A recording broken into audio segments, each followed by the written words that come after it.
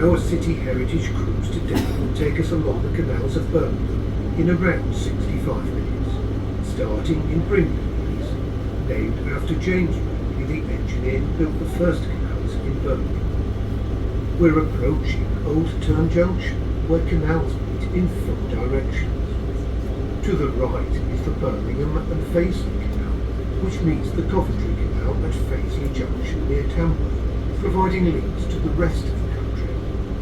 Straight ahead is the new main line of the return along Blaketon, and to the left is the Ousel Street that will follow first. Listen for the skipper giving 2 hoots on the horn to signal we're turning left.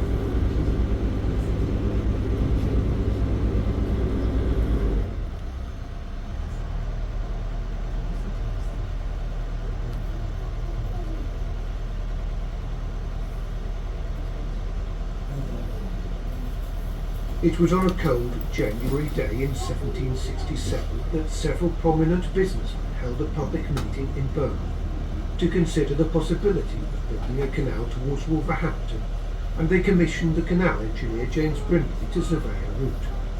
An Act of Parliament was passed the following year to allow construction of the canal to Wolverhampton, with a branch to the coal mines at Wednesbury. The canal allowed coal to be transported so much easier and unload goods from the boats directly from their premises, many of which had their own wharves along the canal bank. The canal would have looked very different to the way it appears today.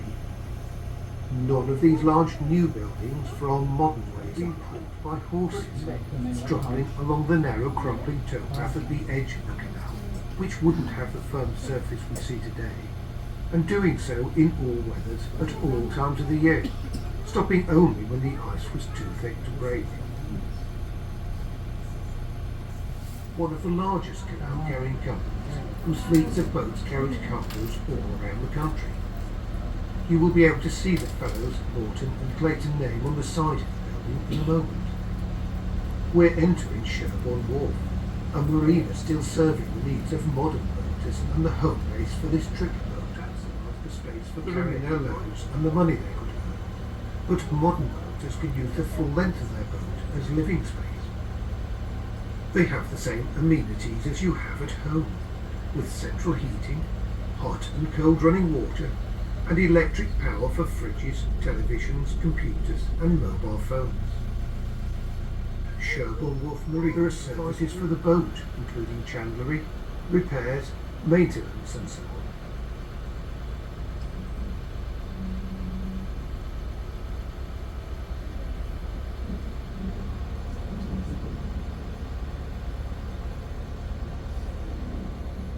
The pontoons on the left beyond the small bridge are the moorings for this boat and for 2 other trip boats from Sherborne Wharf.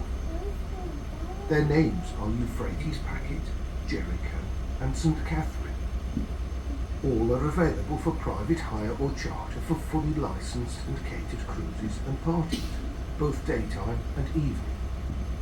Coming up on the right, you will see still more boats, each with their own style of decoration. Is a charity hotel narrowboat run as a joint project between John and Catherine Hackett and a Birmingham City Mission, and supported by Sherborne Wharf. Their blue-coloured boat often has a butler carriage, and you'll see the many varied designs and colours of those as we pass through the room. Each of the former boat companies had its own designs and colours to identify their boats, being just as important for them to develop their brand and their image as it is for companies today. Ahead is Ladywood Junction, where the route along the Ousel Street route through Sherborne joins the more direct route of the new main line. The small bridge carries the towing path over, enabling the horses pulling the boats along the new main line to do their work. We'll return along that new main line later. Note how the skipper moves the boat. We have names reminding us of the past landscape, like Millfields Bridge or Brickhouse Lane Bridge. The arch of the bridge carried the towpath.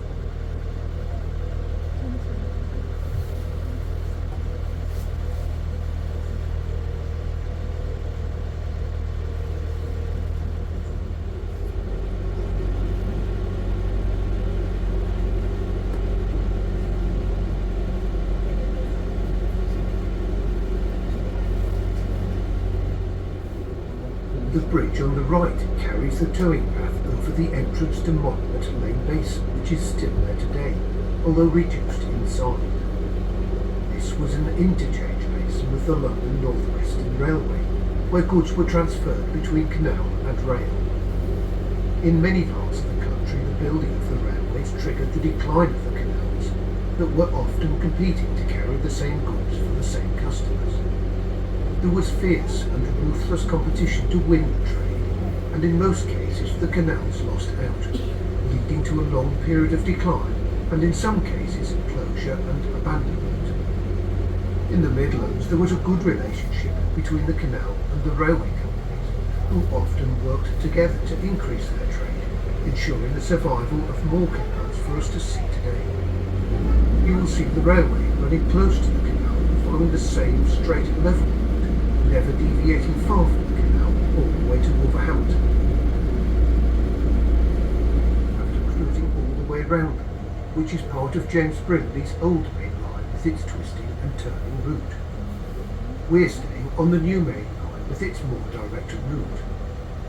Brindley's original line was too slow and narrow for the increasing traffic which its early success brought, and Thomas Telford was brought in to survey the newer straighter line we're following now. Brindley's old main line would be forthcoming for another of your own company's boats, but perhaps not for a rival company, sometimes leading to unrest and the occasional towpath fight. This new route must have seemed like a motorway to another part of the old main line. Listen for the skipper giving two blasts on the horn as the signal that we are going to turn left. Boats rely on horn signals to show their intentions at junctions, rather like road vehicles using indicators.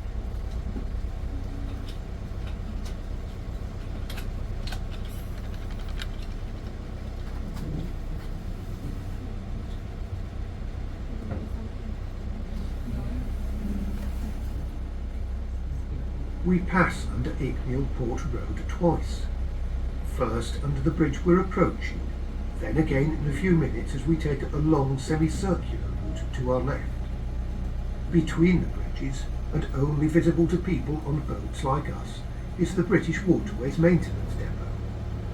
Behind the buildings is a large grass embankment, which is the dam created to form Edgbaston Reservoir. The reservoir was excavated to a depth of 40 feet, that's 12 metres, and the spoil used to construct the high earthwork dam. The reservoir holds 300 million gallons of water, that's over 100,000 million litres of water, which is an awful lot of water, however you measure it. Water was very precious to the canal companies, and a constant supply was needed to keep the canals topped up. Water was used in the operation of the pumps and lost through evaporation and leakage. Sometimes it was even taken by other canal companies when canals met on the level and each accused the other of stealing their water. Sluices can be opened to allow water from the reservoir to enter this canal down the spillway on our right, or it can flow along underground channels constructed by the canal builders to enter the Wolverhampton level of the Birmingham Canal navigations near Smethwick. The reservoir is also used for modern leisure activities like angling, windsurfing and rowing.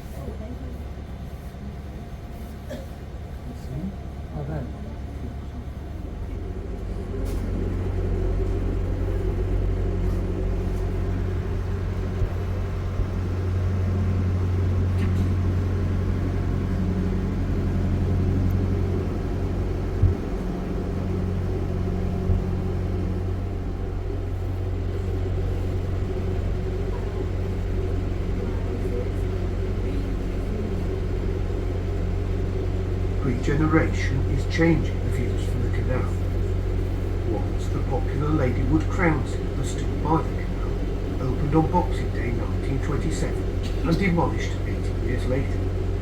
More buildings, both going and gone, have served their purpose well over the years. Soon the canal will be enclosed by modern buildings, just as it is near the centre of Birmingham.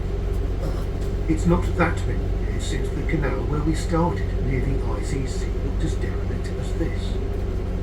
It's almost impossible to imagine what it will look like here when the regeneration is complete. And if you'd really like to test your imagination, then go back further in time and think of the canal warehouses and industries that would have lined the banks in 1772 when the canal was opened through to Wolverhampton. Pleasure cruising would have been a concept that none of the old boatmen could have imagined.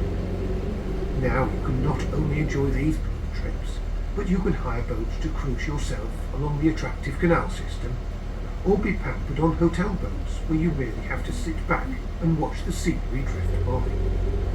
You may see some of the hire boats whose lucky crews are visiting Birmingham as we cruise back along the main lines.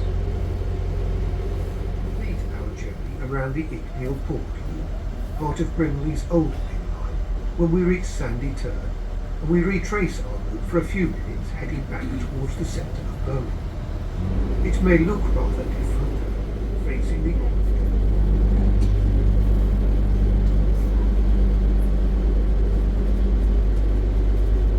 On our left this time is the bridge carrying the towpath over the arm which once led to the Monument Road Railway interchange basin. Take a few moments to study the bridge. It's an early example of mass production techniques, where the castings for many of the bridges in the West Midlands have come from the same molds. The maker's name is cast into the bridges. You can see the name tipped and ironworks on many bridges. What does this one show? Look also at the handrail along the top edge of the bridge, where there's several notches cut out of the ironwork. It would have been cast with a smoother edge, so what's happened to it?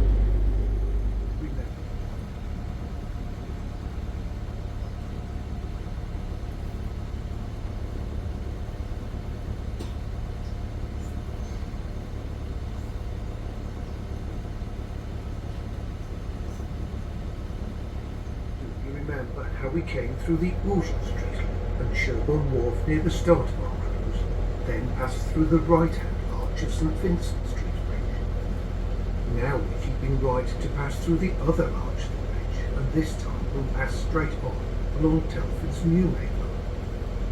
This makes a handy mooring area for boaters visiting Birmingham, quiet for mooring overnight, but still within easy reach of the shops and amenities of the city centre.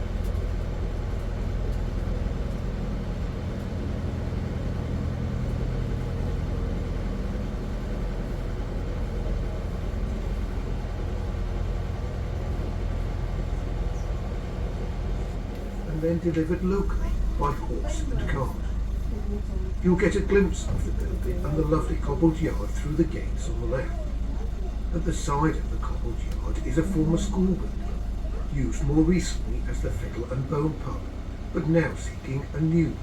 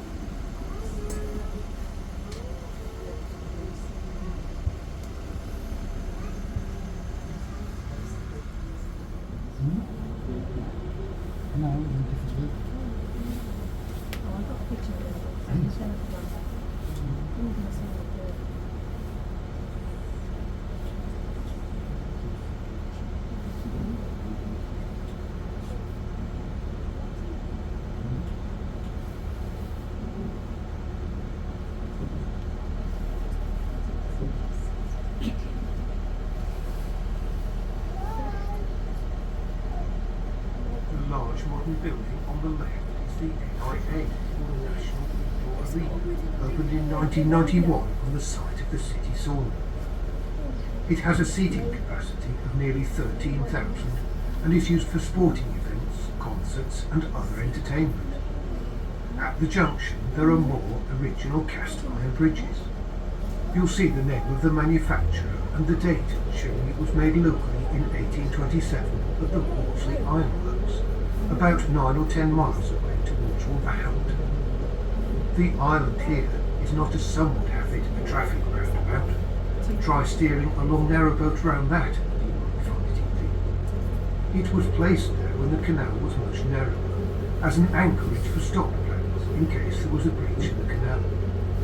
The main line railway to New Street Station passes under the canal, and during the Second World War there was worry that a bomb might breach the roof of the tunnel, causing extensive flooding on the railway unless the flow of water could be stopped quickly. To the left is the Malthouse Pub, where in 1998 Bill Clinton, President of the United States of America, drank a pint of our warm English beer on the balcony when he visited the International Convention Centre for the G8 conference. Looking carefully, you will see a small narrowboat through a bridge arch which once served the premises of the Birmingham Brewery Company, later taken over by butlers. High up to the left, above the deep cutting we're entering, is the brewmaster's house, dating from 1805. To the right is the National Sea Life Centre, an opportunity to dive beneath the sea without getting wet, or come face to face with shrimps and sharks.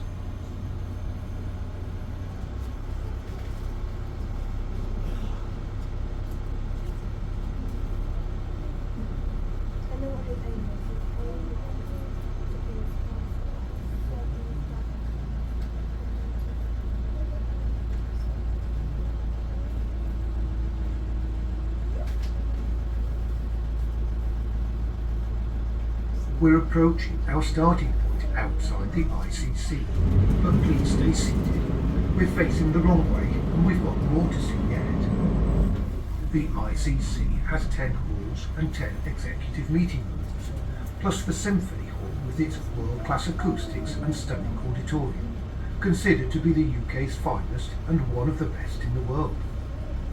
Over 370,000 people attend around 320 events every year. The walls to each side of the canal are starting to form a deep cutting. This was once Broad Street Tunnel, which was much longer and now reduced to little more than a bridge. The Church of the Messiah once stood above the tunnel, being the family church of Joseph Chamberlain, a local town councillor and mayor of Birmingham, before being elected to Parliament. His son, Neville Chamberlain, was our Prime Minister from 1937 to 1940. Soon we'll enter the shortened Broad Street Tunnel.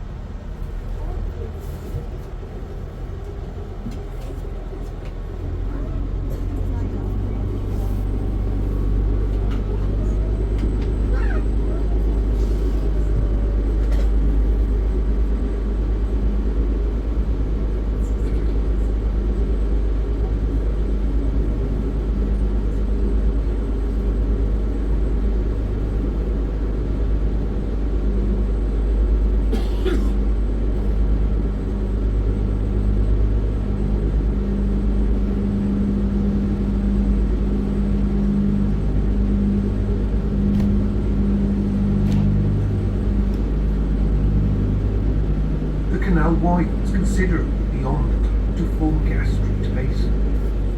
There's a strip of land or bar running across the middle of the basin, which marks the end of the Birmingham Canal navigations.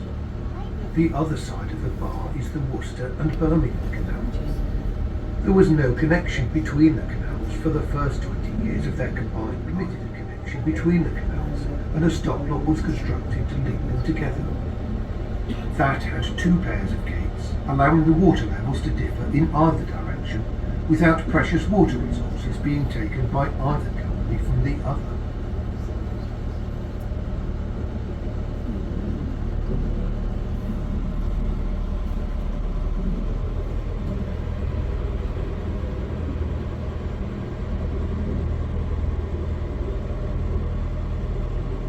The bridge, a modern construction in a traditional style, crosses over the site of the stop you'll look at Worcester Bar, where you can still see the recesses in the sides of the log which once held the gates. Watch your skipper take the boat slowly through the stop block onto the Worcester and Birmingham Canal. Don't worry if we touch the sides. The hulls of narrowboats are designed for this, and it's impossible to avoid in narrow sections like this. To the right are the former company domes.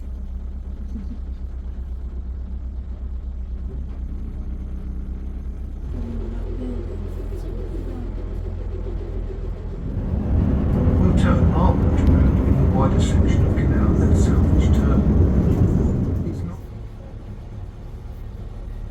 the maximum possible space for carrying cargo. Look how high the sides of the hull are on the working boats, creating the maximum depth for loading. Look at what covers the carrying area.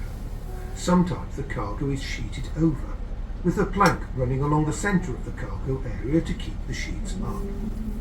Through the bar and off to the right is the remains.